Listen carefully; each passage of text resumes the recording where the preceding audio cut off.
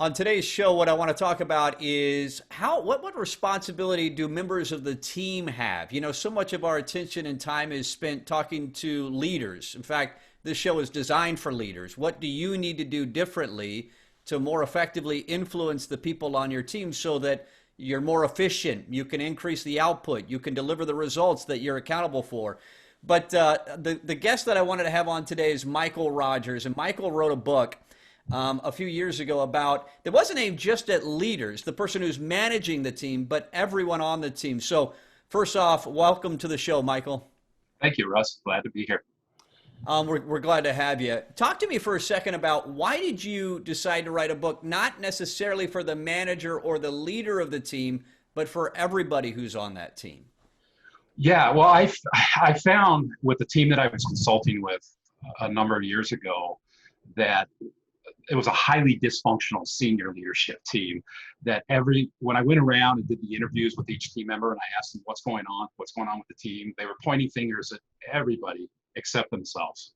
And so I created an assessment to give them that would force them to look inwardly, to introspect, and to ask, the question, is it me? Am I the problem with this team? Because none of them have really done that. They were pointing fingers everywhere else. And I got some feedback afterwards. I went to a couple of members of this team that I knew would give me honest feedback. I said, what do you think about that assessment? They thought, well, I've never really thought about it that way. I didn't see myself as that. And it really, this assessment changed this team. And I thought, you know what, there's an area for this. Nobody's really writing about this.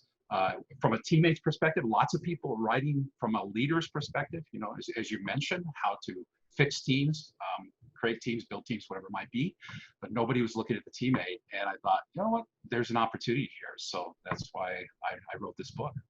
Yeah, we talk a lot with the organizations, leaders that we work with as a firm about how it's so, when we start talking about change, how we need to change, everybody, to your point, Michael, they're thinking, I really hope that Lisa's listening to what Michael's saying right now, or I hope John's listening.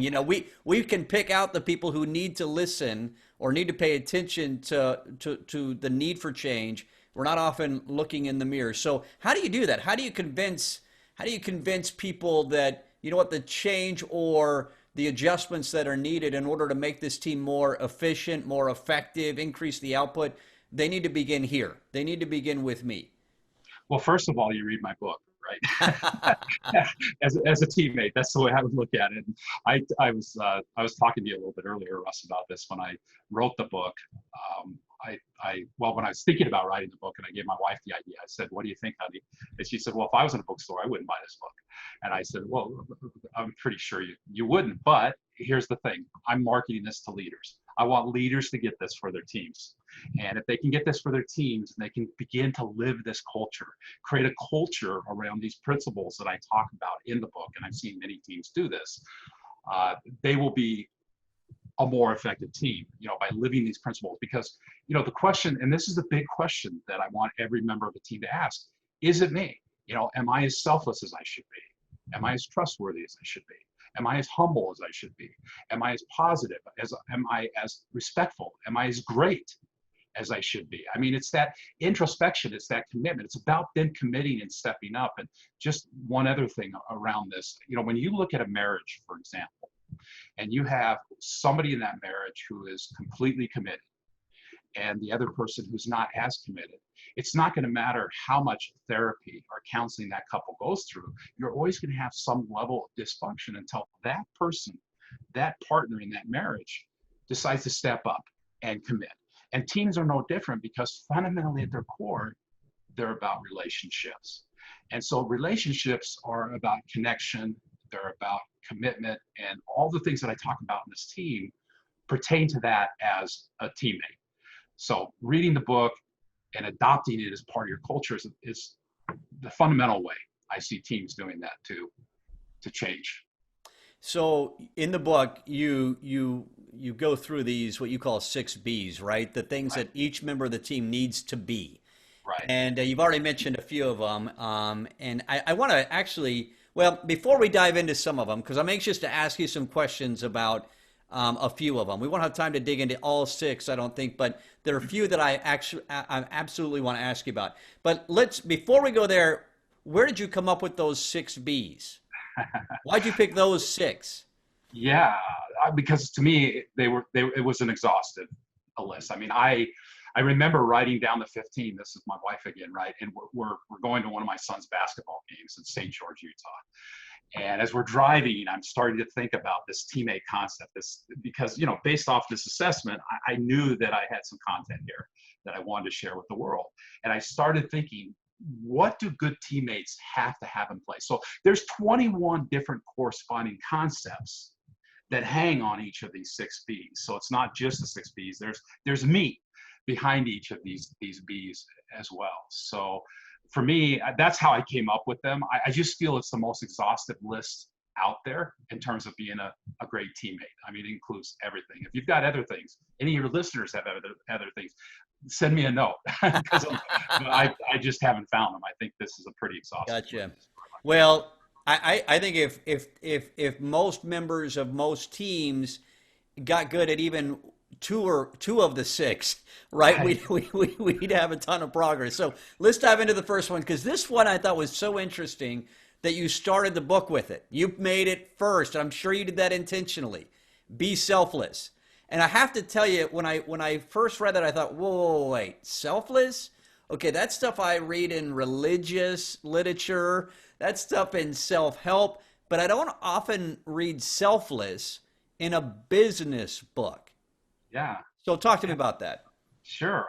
Yeah, you're exactly right, Russ. It's the foundation. It's the core of teamwork if you really think about it. It has to be more about them than it is about you. Even though I titled the book "You Are the Team," and maybe we could talk more about that here in a few minutes, why I titled it such.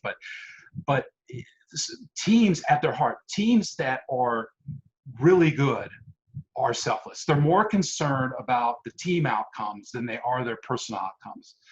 And they're more concerned about each other than they are about themselves. It's if you think about servant leadership, which is something I'm really passionate about. My second book that I wrote is all about. This is servant teamwork in a way, is the way I look at this.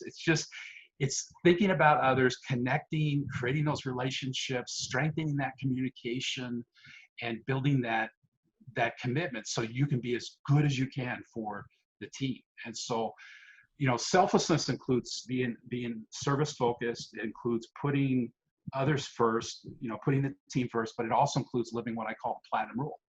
And you know what the golden rule is, and some of your listeners have probably heard of the platinum rule. The golden rule is treating others as you want to be treated. Right. And the platinum rule is treating others as they want to be treated. Again, it's a selfless thing. It's thinking about others. And there's all kinds of effects that happen on teams when you're truly, purely selfless and you're serving others on the team. Yeah, I love the story. There's a lot in that chapter that I found super useful to think about. Yeah. Well, before I go to the story that I want to ask you about, you've spent, before you were writing books and consulting and speaking on stages, Michael, you were working in corporate America, right? Right. Did you see a lot of teams where you would go, yeah, that team, they're pretty selfless, or that team, did you see a lot of that in corporate America? Yeah. Yeah. Did you Absolutely. really? Oh, yeah. Yeah. I mean, I saw more teams that were probably selfish. Right. In other words, I think most people by nature are looking out for number one. But I feel like there were some teams that were selfless. I've consulted with teams that had a good portion of selflessness. I'm not saying they were completely purely selfless, because there's definitely varying levels of selflessness. But yeah, I saw different levels for sure. Good.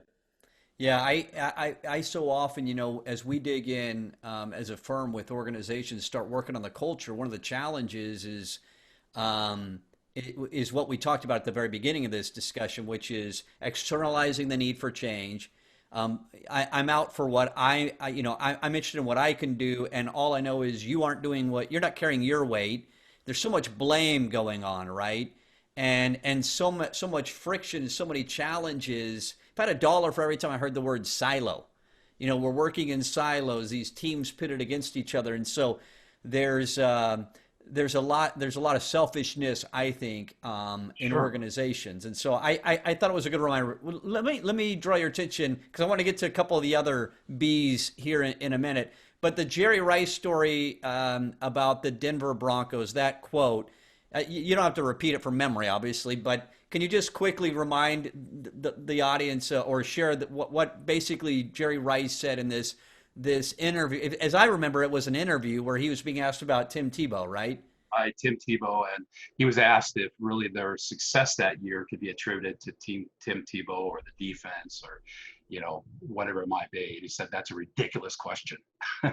It's not just about Tim Tebow. It's not just about the defense. It's about the ticket takers, the fans, the coaches, the everybody that's involved with this franchise and organization. That's what helps us ultimately be successful. And Yeah, yeah, great quote around what selflessness really means. And the sports world's a great place to go yeah, to see selfishness. If you think of the dream teams of the past, the U.S. Dream basketball dream teams, and the first couple, I believe, were very selfless, very team focused, and they were very successful. And other teams following, including, I think, our last, if I remember right, the last World Championship, we struggled a bit to even medal, if I'm hmm, remembering rightly on that. But yeah, I mean, if you're not about the team and you're about yourself, then that's the result you get. It doesn't talent isn't the only indicator of a successful team. In fact, most of the things you do as a team aren't even related to talent as it pertains to being a teammate. It's about attitude. And this book is about helping you with that attitude and committing to have that kind of attitude. yeah. All right. So we could spend the whole discussion right on selfless, being selfless. Let's transition to the next one, which is trustworthy. Be trustworthy. Again, this is interesting. So often, this is a word that stood out to me, trust, because when we ask leaders of organizations, what shifts do you need in your culture? Trust comes up every single time. We don't trust each other enough. There's not enough trust. And so it's interesting to approach it from the standpoint of be trustworthy instead Yeah. of trusting others. So speak to me for a minute, Michael, if you would, about what have you learned or what counsel do you give those that you consult and speak to about what does it take to earn trust and to be trustworthy? What does that look So, like? so it is interesting. Patrick Lencioni, probably many of your listeners have read his book, The Five Dysfunctions of a Team. Great book. And he talks about vulnerability-based trust. He doesn't really talk a lot about what's called predictive-based trust, and those are more outcomes of the team. But here with trustworthiness, we're looking here, right? We're looking internally and asking, what can I do to get people to trust me more? Of course, honesty is one of those things. Research shows, this is really interesting piece of research that I have in the book, says that on average, people are lied up to 200 times a day. I mean, that's a crazy number. And I always say, well, you can look at politics and you can probably get a lot of lies just there, right? Or the media or television or whatever it might be. But we are lied to on average up to 200 times a day. So Wow, that is honesty, crazy. yeah, isn't it crazy? When I first read that, I said, no way. But when I started thinking about it, and the little half lies and the little exaggerated lies, the things that we leave out of a report to make ourselves look better than what we are, to shine more than what we really are shining, Mhm. um, to leave things out so that we don't look bad. I mean, there's just so many ways to not be honest, but the more transparent we are with others, especially our teammates, our leaders, the more trustworthy we become. But it's also about doing what you say you will do. And it's also about being committed enough to be bold, direct, and honest, but respectful with others, to be able to have the tough conversations with teammates that oftentimes we kind of dodge. And it's funny, we find that the higher we go up in leadership, the more energy, there's research on this as well, the more energy that is spent trying to dodge conflict. And so if you look at it that level and you're thinking down at this level with just teammates of teams, your teams that you lead, there's lots of dodging going on. But we can gain so many efficiencies if we will just make the commitment to be more direct, bold, and honest, but respectful with others. So That's Yeah, fun. there's one line that I want that I wanted to share with the audience in here. I mean, there's so many lines that you could share from the book. One that stood out to me because I just underlined and went, you know what, that is so true. This is what you wrote. Teams become successful when its members are willing to give difficult feedback, challenge each other, and boldly propose their own ideas. Right. That is so true. There are so many cultures, so many teams where the members on that team feel like, yeah, I can't do any of that. Right. Yeah. It's almost like a permission that you have to give to the team. And I don't think I specifically talk about it in this book because it is focused on the teammate. But what leaders can do to facilitate that. And I do talk about that in Do You Care to Lead, my second book, which is to create norms. Give people permission to be bold, direct, and honest. And you're right. It's absolutely amazing when people feel they can be that way. You gain so many efficiencies. You don't get the backdoor politics channeling, that you get when people don't feel like they've been heard because they weren't willing to speak up. But when you build trust on teams, then people will feel more inclined to do that. But you have to give them permission as part of that trust as well. But I do talk in there in the need for teammates to, I'm basically giving them permission in the book and hoping that as leadership teams and other teams go through this, that they'll give each other permission to do that. Right. Yeah. As the teammates as they give it to each other and they demand it, the leader's got to respond to that, right? Right. And we're dipping our toes a little bit into the third B. Some of the things you're saying fall under that category too, which is be humble. It's probably the last one we'll have time to talk about. Can we just spend a minute or two on that, Sure. Michael, about be humble as a member of a team? What does that look like? Yeah. So it is about accountability. Obviously the ability to say, hey, you know what, I made a mistake. But it's also more than that. It's also your ability as a teammate to to not only admit a mistake, but also to proactively seek feedback. Mhm. I I've been working recently with the Southern Utah University football team on helping them build their culture. They were really successful 3 years ago. The last couple of years, not so successful. So they brought me in as a culture coach, which has been a lot of fun until we just found out the season has ended until Yeah. the spring.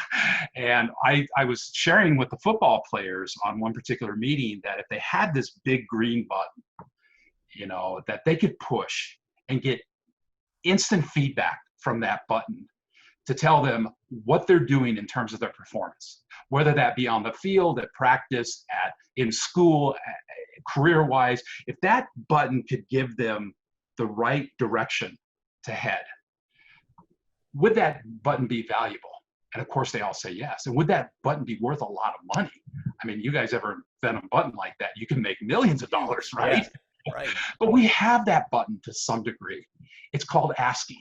It's asking. When I was a leader in corporate, I used to, and I think a lot of leaders do this. I would have my one-on-ones with my leadership team, and I would ask them at the end, "What can I do better? How can I be a better servant to you?" And of course, when you ask that question, most people are going to say, they're going to say, "I think you're doing okay. Yeah. Things are They're going to fine." opt out of it, right? They're going to take Yeah, the easy right. way out. Yeah, we're going to take the easy way out. You're good. But what I started doing, and I'll get to how this applies to teammates in a second here, is I started giving them things that I thought I could do better, that I knew they probably thought I could do better, but they didn't have the courage to ask me. And so I said, "What about this?" And they would say, "Oh, yeah, I think you could do better there." Like, okay, cool. You know what? Next time we meet, I'm going to do better. I'm going to really work on this, and I want to give you a report. I mean, I'm their boss, right? I'm their leader, and I'm telling them I'm going to do this. And so we'd meet, and I'd say, "Okay, this is what I did to improve. What do you think?" And you know what? They started opening up more because they started trusting me more, that I would do something with the feedback. Well, in the book I talk about these teammate one-on-ones, and that's what I encourage teams to do. Is because I started doing this as well. I started holding one-on-ones with members of my team and asking what I can do better. Teammates, what can I do better? And I did the same process as I did as leader. I said, well, if they weren't giving me responses, I said, well, I could probably do better. What do you think? Then I would report back, and I started getting more feedback. Well, you know what? That improved me dramatically as a teammate. It Right. improved me dramatically as a leader just because I asked. And people have to have the courage to ask, but it has to become an expectation and part of the culture for that to happen as well. But that's a part of what I do is help create that kind of No, that's awesome. That demonstrates humility in asking for feedback. And then as I see you making adjustments based on the feedback you're receiving, it opens up that door for more. I go, Michael's actually interested in it. He's not just giving it lip service and just checking a box for asking for feedback because he thinks that's the right thing to do as a leader or as a teammate, but he's actually interested in becoming better. So, man, I wish we had more time to go through all of these, Michael. We've hit be selfless, be trustworthy, be humble. There are three others that you'll have to read the book to get into. Again, the name of the book is You Are the Team: 6 Simple Ways Teammates Can Go from Good to Great. Michael, for those who are interested in this, the newer book, the second book you talked about, you mentioned, or maybe potentially chatting about you speaking to their team, how would they get in touch with you? So you can go to my site, michaelgrogers.com, and it's not Michael Rogers because there's some illusionist or something like that is Michael Rogers, but michaelgrogers.com. You can get the book at, obviously everywhere books are sold, both books. And you can contact me as well if you'd like at michael@michaelgrogers.com as well. Michael@michaelgrogers.com. Awesome. Thanks for your time. Okay. Thanks, Russ.